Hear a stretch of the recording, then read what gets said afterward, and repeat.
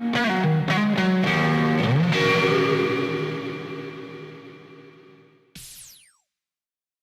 were a couple of questions that came in on the Twitter feed. One was, what are some unconventional methods of targeting an employer after applying for a position and receiving no response? Keep going. Keep emailing, keep calling. Right. I mean, again, you're in communication. That's what you need to do, because down the road, when you're going to have to pitch a story, when you're going to have to get someone on the phone to, to get whatever you need, that's what you need to do. It's sort of like you're stalking, Exactly. I've had people show up and tell me, I came here because of you. Now, don't use that, That's when you press the red button. I came here because of you, and people come up, and we all have a little bit of egos. Oh, really? It was me? Oh, yeah. Your background's great. I mean, that stuff works all the time. It's amazing, But it's going and really making and pursuing and finding out the backgrounds and the interests, not only of the company, but of the people and the leadership, in the company. And I mean, also, and we talked about that in the past, I mean, show passion. I mean, you need to be passionate about what you do and why you're interested in that position or the company, or just, as learning a skill. You have to be passionate. If you don't bring that across, I don't know. I think a lot of times people are just forced in through one portal, through the website, or through a particular email channel, though, and they're trying to figure out, is there another method that has worked recently where they've broken out of the pack and really made an impression? I don't know, Condé Nast, what has happened recently in that respect, short of stalking? And sometimes we have that too. So I like LinkedIn because it's more of a professional, and it gives, if you're on LinkedIn, you're inviting people to contact you. It's as simple as that.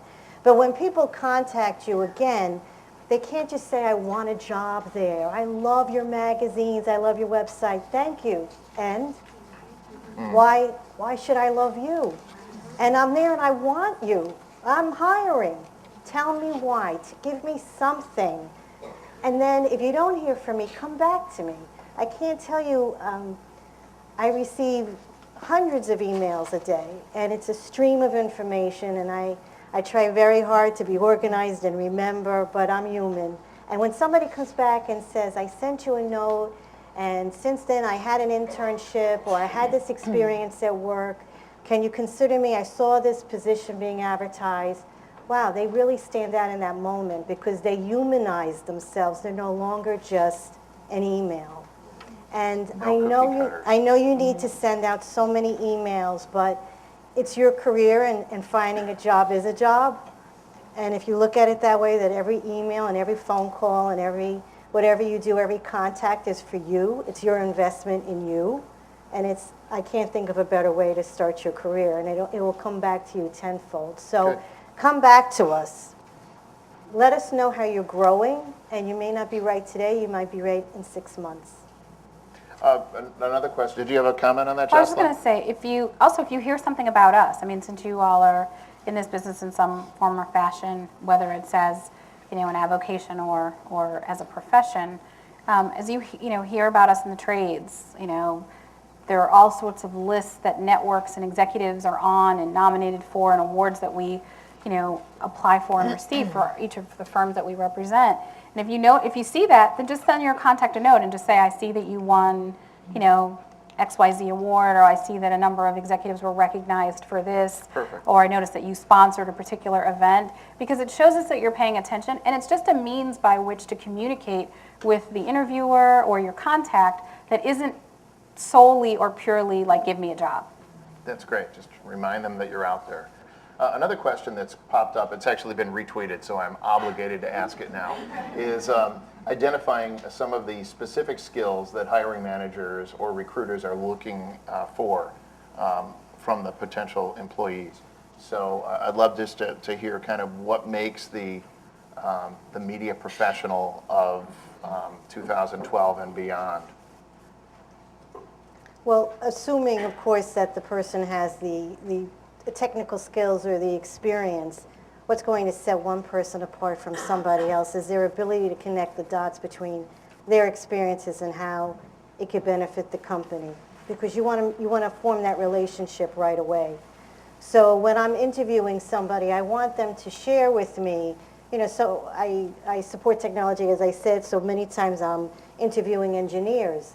And yes, they have this particular skill, they're front-end engineers, and they have this and that, but I want them to talk to me about what makes them, when they look back on what they've developed, where's their pride?